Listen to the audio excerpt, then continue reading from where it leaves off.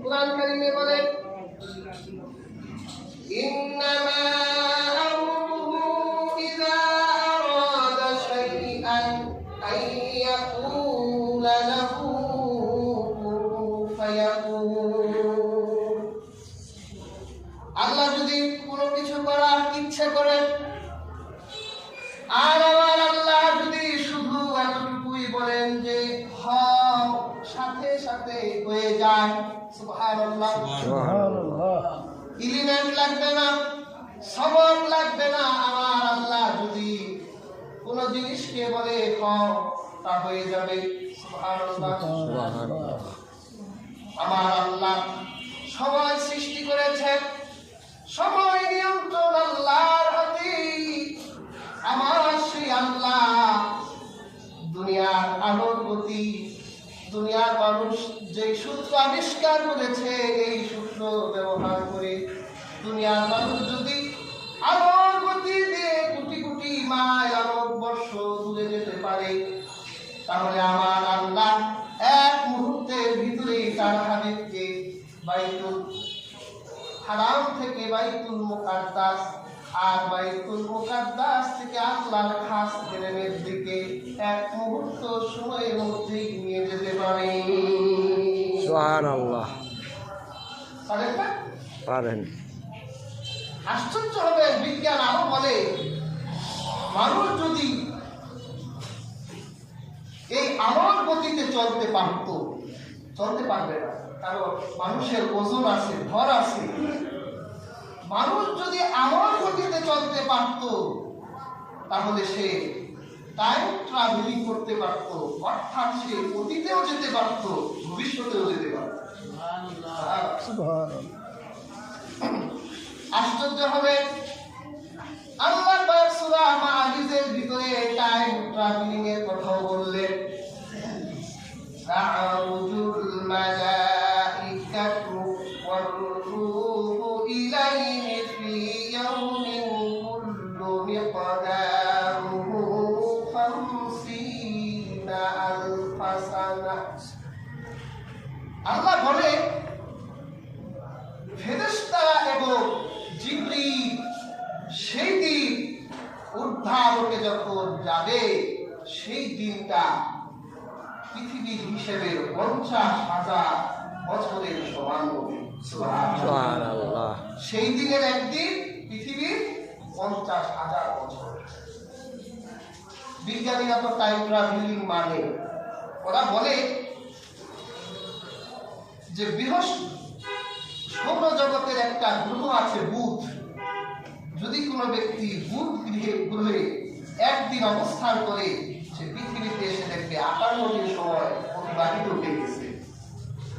একটা পৃথিবীর ভিতরে এক স্পেস থেকে আরেকটা স্পেস সময়ের ব্যবধান হয়।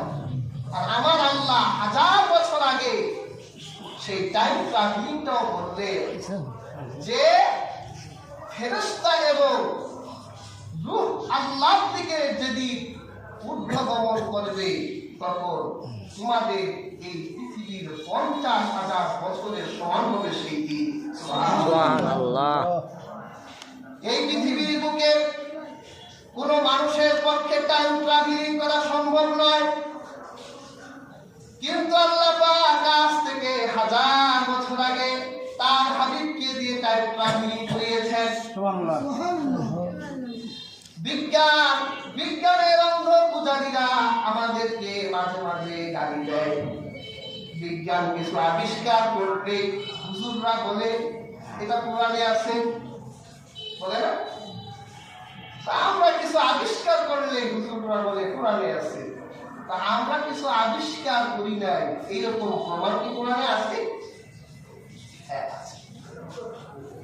তোমরা এখনো প্রমাণ করনি, ভবিষ্যতে হয়তো করবে, এইরকম প্রমাণ 1000 বছর আগে আল্লাহ কোরআনে রেখে দিয়েছে। সুবহানাল্লাহ। তাই নয়, আল্লাহ কোরআনে এমন প্রমাণও রেখেছে তোমরা তা কোনোদিন প্রমাণ করতে পারবা না, সেটাও আল্লাহ কোরআনে রেখে দিয়েছে। আবার আল্লাহ চ্যালেঞ্জও করছে যে ওরা পারবে না। আপনাদের কি কুরআন থেকে শোনাই। আল্লাহ কোরআনে বলেন, ওয়াল্লাযী খালাকা লাকুম মা ফিল আরদি জামিআন সুম্মা ইসতাওয়া ইলাস সামাই ফাসাওয়াহুন্না সাবআ সামাওয়াত। তিনি তো সেই সত্তা, ওয়াল্লাযী খালাকা লাকুম মা ফিল আরদি জামিআ, তিনি সকল কিছু তোমাদের জন্য সৃষ্টি করেছেন। আর তিনি আকাশকে 7টা স্তরে বিভক্ত করেছেন।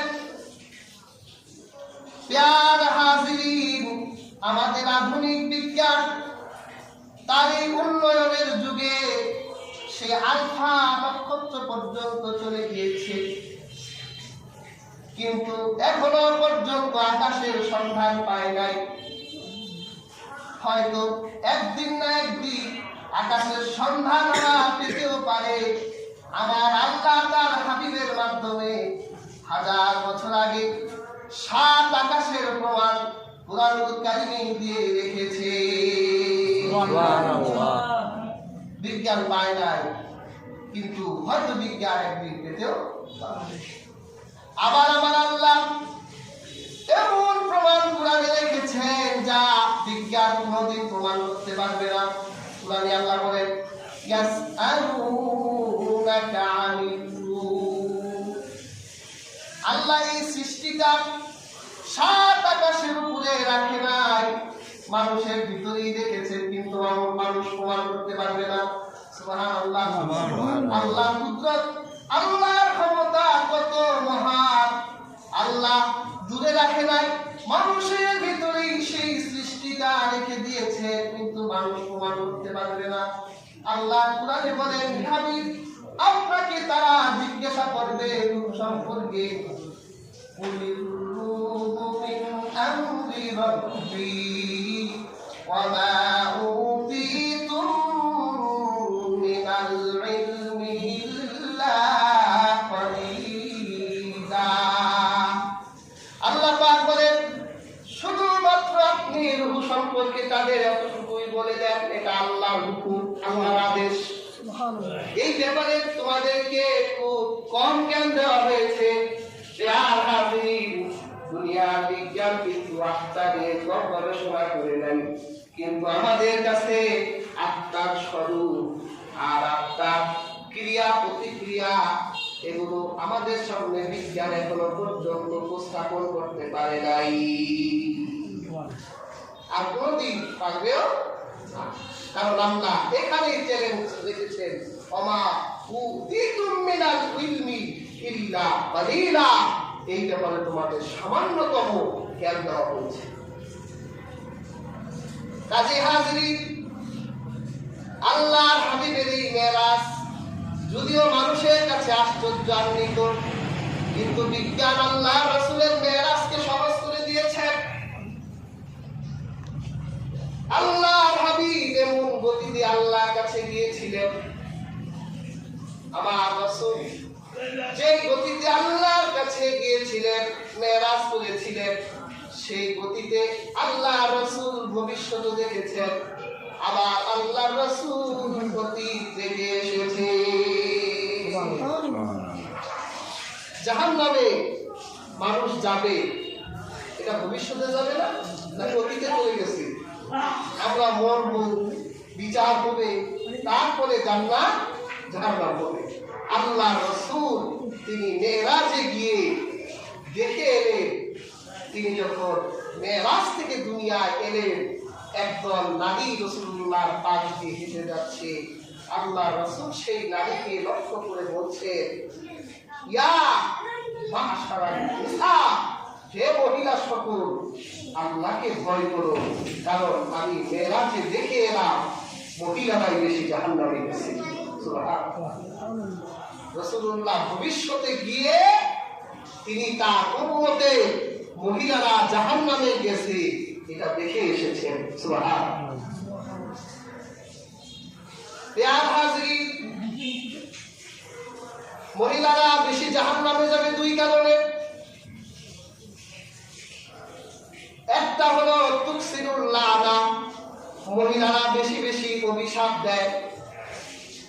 কিছু হলেই বলে তোমার উপরে খারাপ হবে না কেন, কিছু হলেই বলে তুমি মরো না কেন, কিছু হলেই বলে আল্লাহর দোহায় তোমার এটা হয়ে যায়।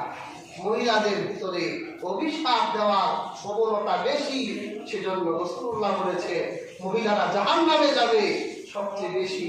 তার একটা কারণ হলো তারা বেশি বেশি অভিশাপ দেয়, আরেকটা হলো তারা স্বামীর শুকরিয়া করে না। 10 বছর, 20 বছর, 50 বছর সংসার করার পর কোনো কাজে হেরফের হয়ে গেলে সব অস্বীকার করে তুমি তো কিছুই করো না। প্রিয় হাজির, আল্লাহ রাসূল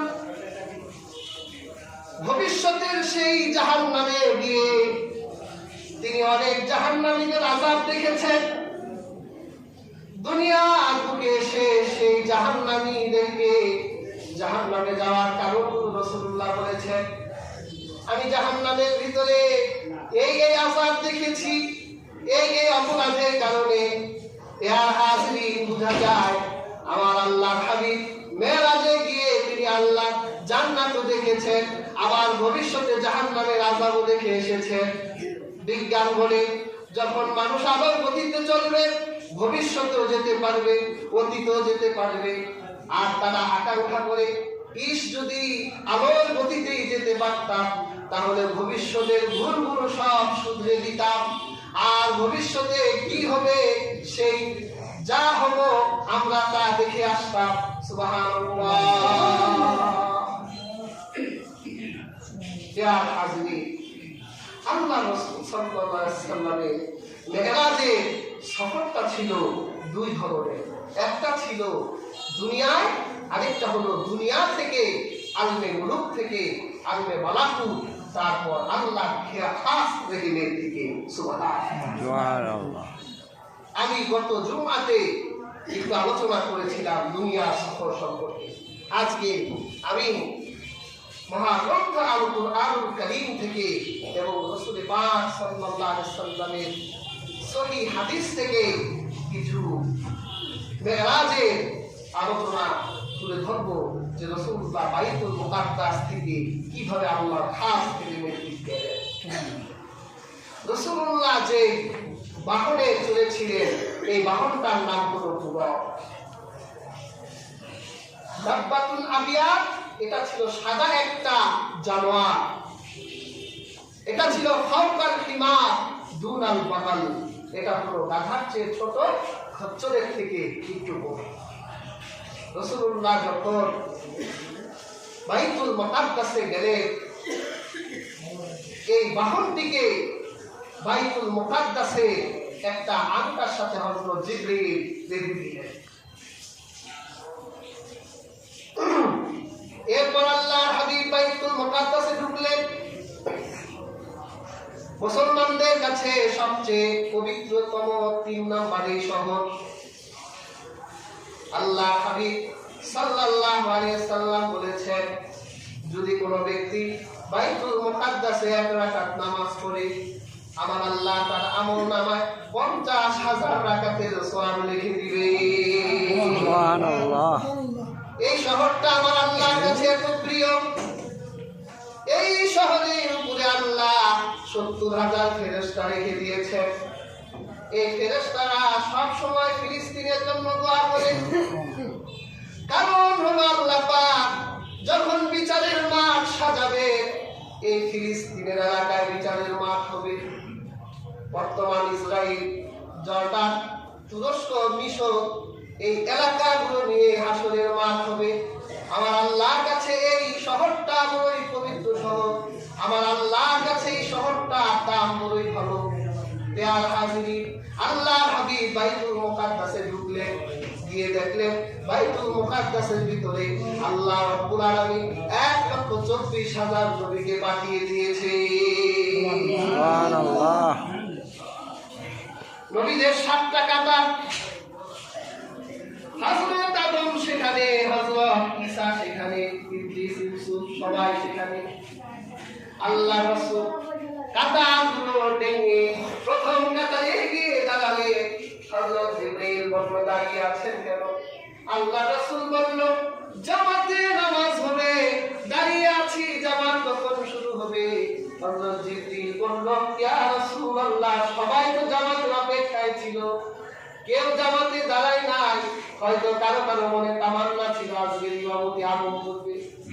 হয়তো আদম চিন্তা করেছে তিনি আবুল নাস, মানুষের বাবা, তিনি তো সবারই বাবা। হয়তো তিনি এই ধারণা রেখেছেন যে আজকে ইমামতি তিনি করবেন। হয়তো হযরত ইউসুফ এই ধারণা করেছেন আমি আল্লাহ সৃষ্টির মধ্যে সবচেয়ে সুন্দর, হয়তো আজকে ইমামতি আমি করব। হয়তো হযরত দাউদ এই ধারণা করেছেন আমার কণ্ঠ সবার চেয়ে ভালো, হয়তো আজকে ইমামতি আমি করব। জিবরীল বলে, আপনি আজকে সবাই এখানে তামান্না নিয়ে বসে আছি ইমামতের, কিন্তু আজকে কেউ ইমামতি করবে না। আজকে নবীদের রাসূলদের এই নামাজের জামাতের ইমামতি আপনি রহমাতুল লিল আলামিন করবেন। সুবহানাল্লাহ। রাসূলুল্লাহ জামাতের ইমামতি করলেন, তিনি ইমামুল মুরসালিন হয়ে গেলেন। সুবহানাল্লাহ। সুবহানাল্লাহ। নবীদের ইমাম হয়ে গেলেন। সুবহানাল্লাহ। সুবহানাল্লাহ। তিনি ইমামুল আম্বিয়া হয়ে গেলেন। সুবহানাল্লাহ। নামাজ শেষ হওয়ার পর কোন বর্ণনায় 4টা পেয়ালা, কোন বর্ণনায় 2টা পেয়ালা রাসূলুল্লাহর কাছে আনা হলো। একটা পেয়ালার ভিতরে মদ, আরেকটা পেয়ালার ভিতরে দুধ। রহমাতুল লিল আলামিনকে বলবো, আপনার যেটা চয়েস হয় আপনি খান।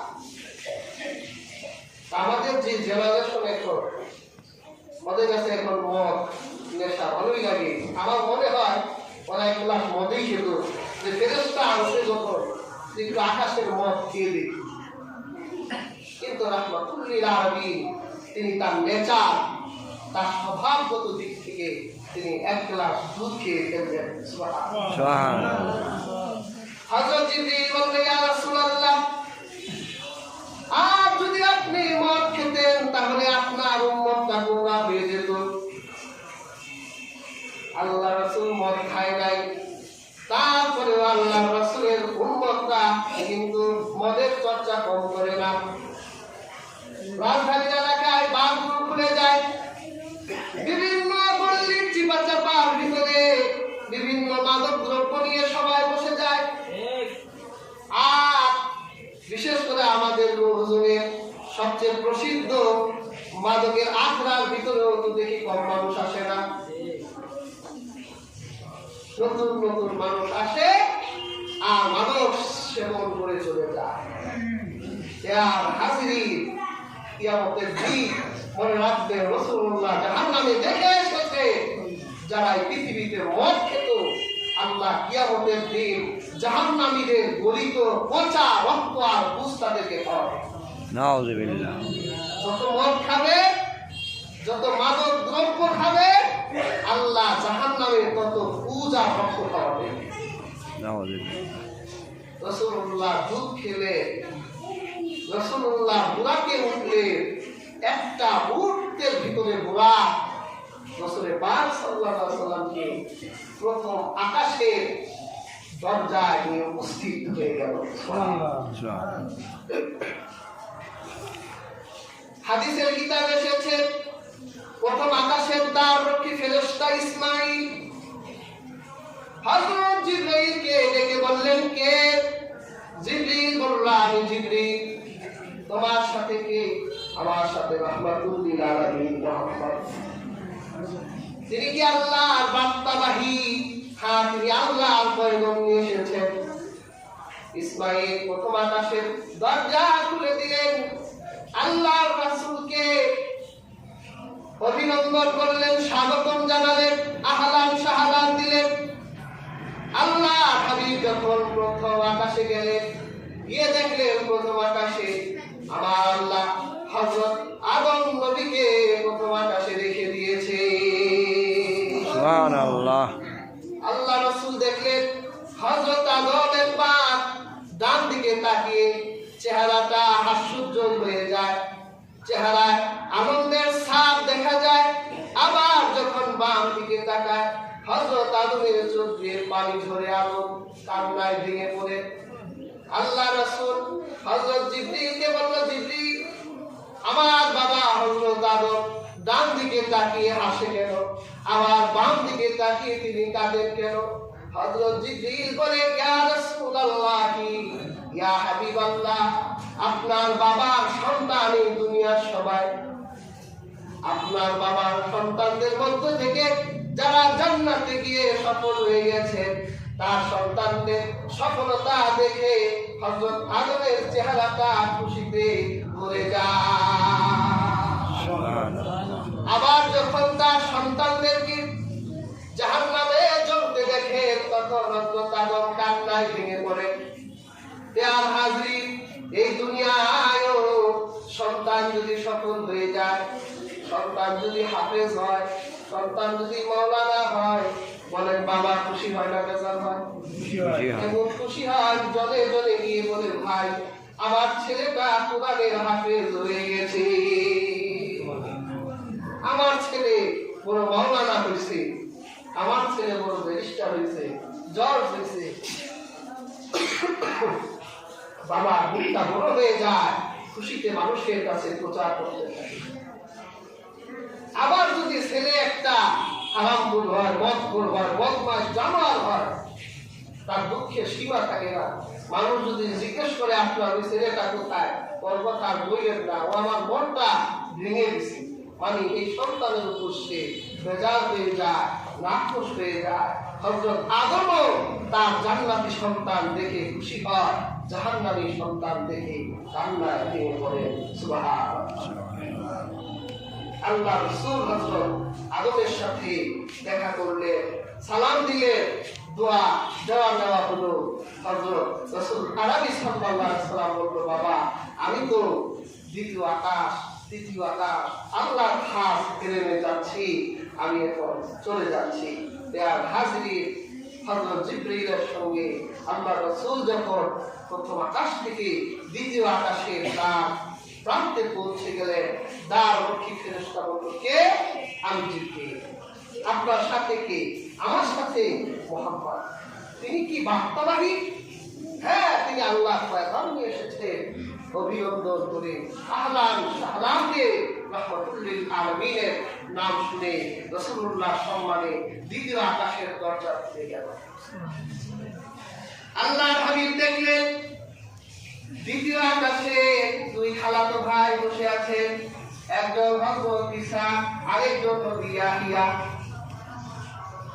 প্রিয় হাজরিন, হযরত ইয়াহিয়া হযরত ঈসা নবীর খালাতো ভাই ছিলেন। এমন একজন নবী ছিলেন, তিনি আল্লাহ রাব্বুল আলামিন স্বয়ং তার নাম রেখেছেন। আল্লাহ হযরত জাকারিয়াকে ডেকে বলেন, ইয়া জাকারিয়া ইন্না নুবাশশিরুকা বিগুলামিন ইসমুহু ইয়াহইয়া। ও জাকারিয়া, তুমি আমার কাছে সন্তান চেয়েছো, আমি তোমার সন্তান দিলাম। শুধু তাই নয়, আমি তোমার সন্তানের নাম রেখে দিলাম, তার নাম হবে ইয়াহিয়া। হযরত জাকারিয়া কে আল্লাহ পাক বলে, শোন জাকারিয়া, আমি এই দুনিয়া থেকে এই ইয়াহিয়া নামটা প্রথম দিলাম। দুনিয়ার মানুষ এর আগে কোনোদিন ইয়াহিয়া নাম রাখে নাই। এমন নবী হবে খুব খোদা ভীরু আল্লাহওয়ালা। সত্যই হযরত জাকারিয়া এমন নবী ছিলেন, তিনি খুব খোদা ভীরু ছিলেন, বাপ তাকে কোনোদিন স্পর্শ করতে পারে নাই। আর হযরত জাকারিয়া এত বেশি আল্লাহর ভয়ে কাঁদতেন, হাদিসের কিতাবে এসেছে হযরত জাকারিয়ার চোখগুলো কান্না করার কারণে দাগ পড়ে গিয়েছিল। হযরত ইয়াহিয়া একদিন, হযরত জাকারিয়া একদিন ছেলেকে তালাশ করে পায় না। অবশেষে হযরত ইয়াহিয়াকে দেখলেন জঙ্গলে বসে, ইয়াহিয়া কান্না করছেন। সন্তানকে দেখে বলছে, বাবা তোমারে আমি খুঁজি, আর তুমি জঙ্গলে বসে বসে কাঁদো কেন? হযরত ইয়াহিয়া বলে, আব্বা আপনি তো আমাকে বলেছিলেন আল্লাহর জান্নাতের পথ বড়ই দুর্গম, কেঁদে কেঁদে আল্লাহর জান্নাতে যেতে হয়। আমি আল্লাহর জান্নাতে আশা আল্লাহ ভয়ে আমি সময় পেলেই কান্না করি। সন্তানের এই কথা শুনে হযরত জাকারিয়ার চোখ দিয়ে পানি ঝরে পড়ল। অথচ দেখেন, জান্নাতের জন্য আমাদের চোখ থেকে জান্নাতের হয় না, হৃদয়টা বড়ই পাথর হয়ে গেছে, আমাদের চোখ দিয়ে পানির ফোঁটা পড়ে না। আর আল্লাহর রাসূল পানির ফোঁটা, চোখের পানির ফোঁটার দাম এত করেছেন। স্বয়ং আল্লাহর হাবিব বলেছেন, আল্লাহর ভয়ে যার চোখ দিয়ে এক ফোঁটা পানি ঝরে, এক ফোঁটা পানি তার জাহান্নামের আগুনকে নিভাই দিতে পারে। সুবহানাল্লাহ। সেজন্য আল্লাহর ভয়ে একটু কাঁদবেন, আমার আল্লাহর ভয়ে চোখ দিয়ে একটু পানি ঝরাবেন। পানির ফোঁটা কিয়ামতের দিন আপনার জন্য বড় দামি হয়ে যাবে। পেয়ার হাজিরিন, রাহমাতুল্লিল আলামিন দ্বিতীয় আকাশ থেকে তৃতীয় আকাশের তাপ প্রান্তে গেলে ফেরেশতা বলল, কে? আমি জিবরীল। তোমার সাথে কে? আমার সাথে মুহাম্মদ।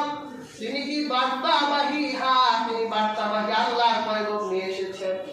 আল্লাহ রাসূলের নাম শুনে দ্বিতীয় আকাশের দরজা খুলে দেওয়া হলো। আল্লাহ রাসূল তৃতীয় আকাশে গেলেন, গিয়ে দেখলেন আল্লাহ নবী হযরত ইদ্রিস আলাইহিস সালাম তিনি তৃতীয় আকাশে আল্লাহ তাকে রেখে দিয়েছে। আল্লাহ রাসূল ইদ্রিসের সাথে কথা বলবেন।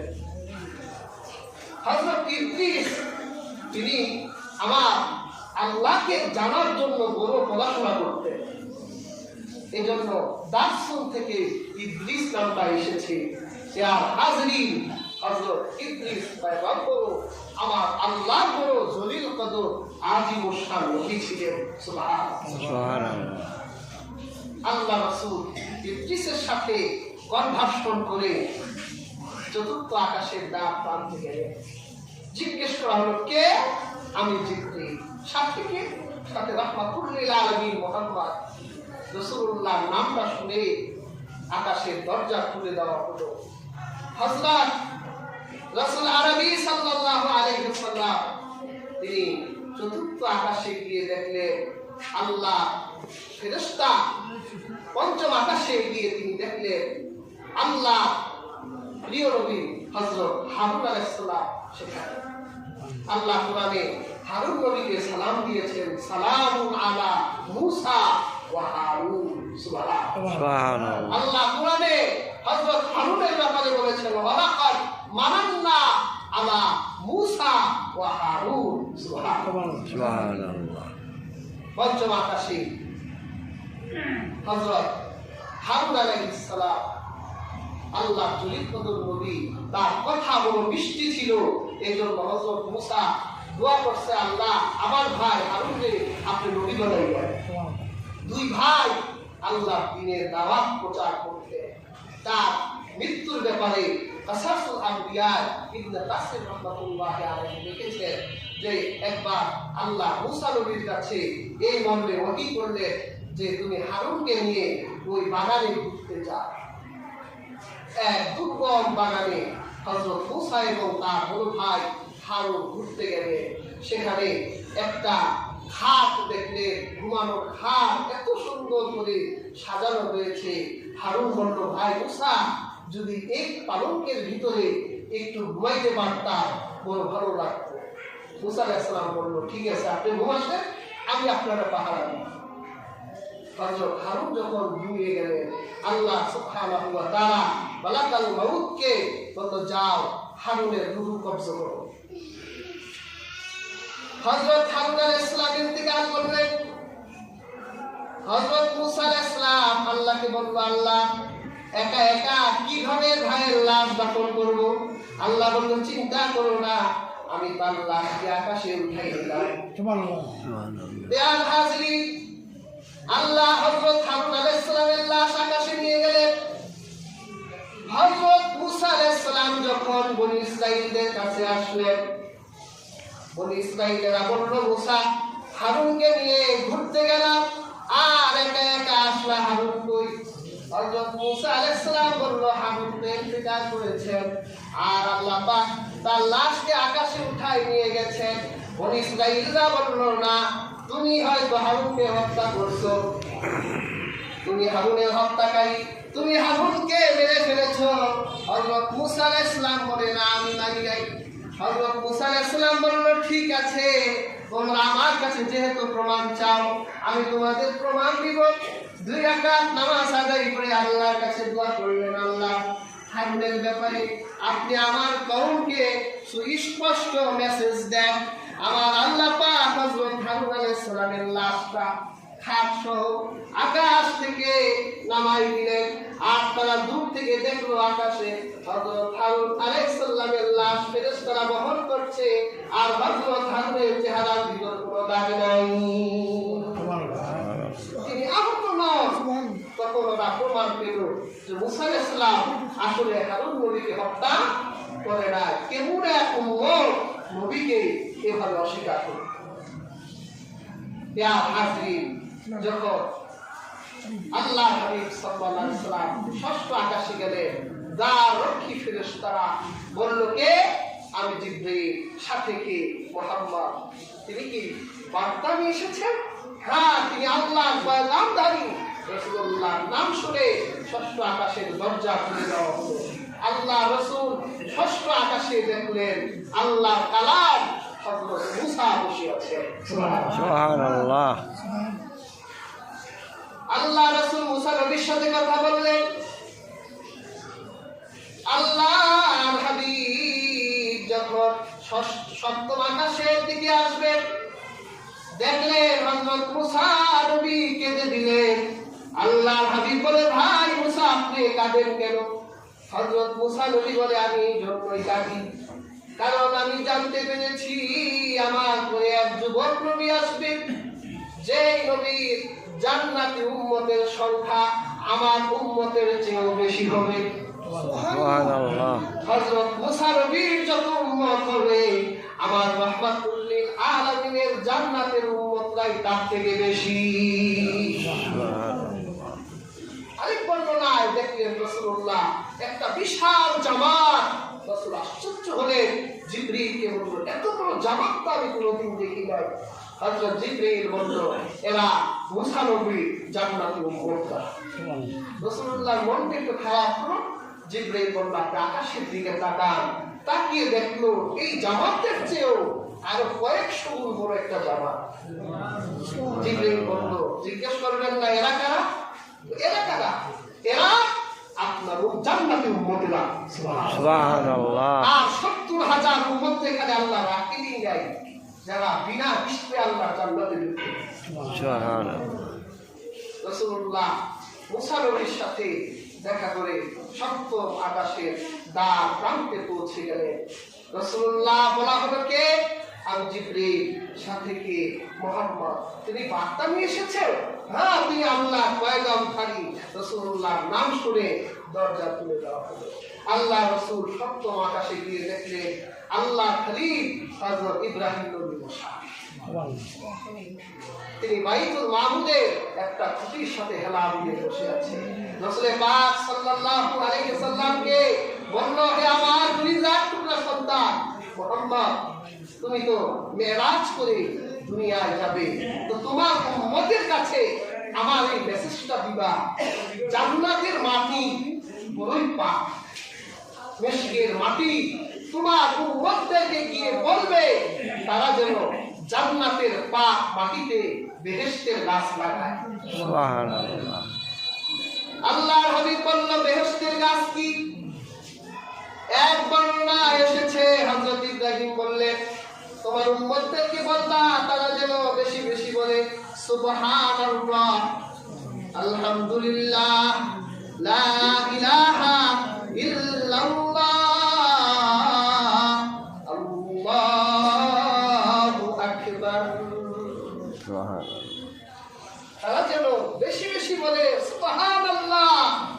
তাহলে তোমার উম্মতের জান্নাতে প্লট আছে, ওখানে পুরা মরুভূমির মতো জমিন, ওখানে ওরা গাছ লাগাবে, সুবহানাল্লাহ গাছ লাগাবে।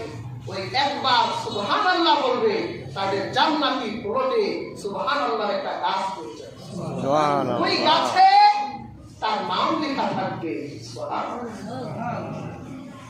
আবার যখন তারা বলবে আলহামদুলিল্লাহ, জান্নাতে একটা গাছ জন্ম নিবে আলহামদুলিল্লাহ, আর ওই গাছের ভিতরে তার নাম লেখা থাকবে। হয়তো বিচারের দিন হিসাব নিকাশ হবে, হয়তো আপনি জাহান্নামে যাবেন। আমার আল্লাহ ফেরেশতাদের জিজ্ঞাসা করবে, ফেরেশতারা ওই যে একটা প্লটের ভিতরে সুবহানাল্লাহর গাছ দেখি, আলহামদুলিল্লাহর গাছ দেখি, লা ইলাহা ইল্লাল্লাহর গাছ দেখি, আবার আল্লাহু আকবারের গাছ দেখি, এই গাছের মালিক কই? ফেরেশতারা বলবে আল্লাহ প্লট আছে, বাগান আছে, কিন্তু বাগানের মালিক তো জাহান্নামের আগুনে দাও দাও করে জ্বলছে। নাউযুবিল্লাহ। আমার আল্লাহ হয়তো ফেরেশতাদের জিজ্ঞাসা করবে, ফেরেশতারা মালিক ছাড়া এই বাগান কি ভালো দেখায়? হয়তো ফেরেশতারা বলবে আল্লাহ মালিক ছাড়া তো বাগান ভালো দেখায় না। যারে ফেরেশতারা যা, জাহান্নাম থেকে আমার নাম জপনেওয়ালা বান্দা বলে উঠা, দস্তুর রূপে ঝর্ণার পানি দিয়ে গোসল দে, আর আমার সেই বান্দাকে তার বাগানে পৌঁছাই দে। কি বলে? হতে পারে না? সেই জন্য বেশি বেশি আল্লাহর নাম জপবে, সুবহানাল্লাহ বলবে, আলহামদুলিল্লাহ বলবে।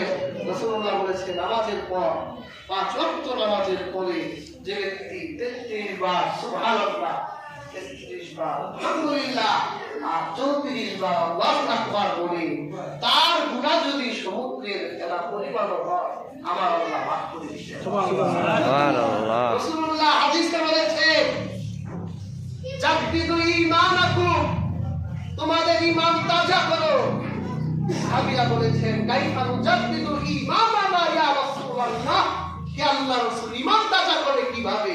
তখন রাসূলুল্লাহ বলেছিলেন, আকসিরু মিন যিকরি লা ইলাহা ইল্লাল্লাহ, তোমরা বেশি বেশি বলো লা ইলাহা ইল্লাল্লাহ, বেশি বেশি লা ইলাহা ইল্লাল্লাহ বললে ঈমান তাজা হয়। সুবহানাল্লাহ। তাহলে রাসূলুল্লাহ 7 আকাশে কতজন নবী দেখলেন? প্রথম আকাশে দেখলেন আদমকে, দ্বিতীয় আকাশে দেখলেন হযরত ঈসা এবং ইয়াহইয়াকে, তৃতীয় আকাশে দেখলেন হযরত ইউসুফকে। রাসূলুল্লাহ ইউসুফকে দেখে বলেছিলেন যে আমি আল্লাহ সবচেয়ে সুন্দর মানুষটাকে আমি দেখেছি। আল্লাহ পৃথিবীর অর্ধেক সৌন্দর্য হযরত ইউসুফের ভিতর ঢুকিয়েছিলেন, আর আমার রাসূল তো ইউসুফের থেকেও সুন্দর ছিলেন। যে মানুষ মানুষের বেদনায় কেঁদেছে না জীবন মদিনায়, সেই মানুষ যদি এত সুন্দর না জানি তাহলে তুমি কত সুন্দর, কত সুন্দর। আমার রাসূল যদি এত সুন্দর হয়, আমার আল্লাহ না জানি কত সুন্দর। আর চতুর্থ আকাশে হযরত ইউসুফকে, হযরত ইদ্রিসকে দেখেছিলেন। পঞ্চম আকাশে হযরত হারুন, ষষ্ঠ আকাশে হযরত মুসা এবং সপ্তম আকাশে হযরত ইব্রাহিমকে রাসূলুল্লাহ দেখেছিলেন। এই পর্যন্ত বুখারী মুসলিমে যত হাদিস আছে সমস্ত হাদিস একেবারে সহিহ। সুবহানাল্লাহ। আবার আগামী জুমাতে ধারাবাহিক আলোচনা করব। আল্লাহ সুবহানাহু ওয়া তাআলা আমাদের প্রত্যেককে তৌফিক দান করুন।